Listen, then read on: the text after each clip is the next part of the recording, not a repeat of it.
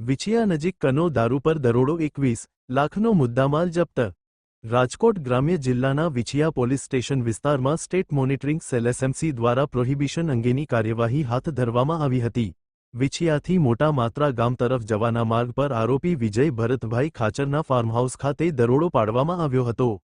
દરોડા દરમિયાન કાની ટીમે 1556 વિદેશી દારૂની બોટલો ઝડપી પાડી હતી, જેની અંદાજિત કિંમત 9,35,230 રૂપિયા હોવાનું જણાવાયું છે।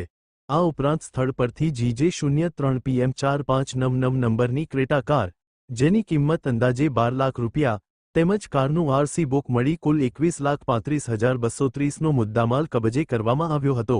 આ કાર્યવાહીમાં પ્રોહિબિશન એક્ટની કલમ 65 A, 65 E, 81, 98, 2, 116, B તથા BNS 2023ની કલમ 238 અને 111, 2, B હેઠળ ગુનો નોંધવાની કાર્યવાહી હાથ ધરવામાં આવી છે।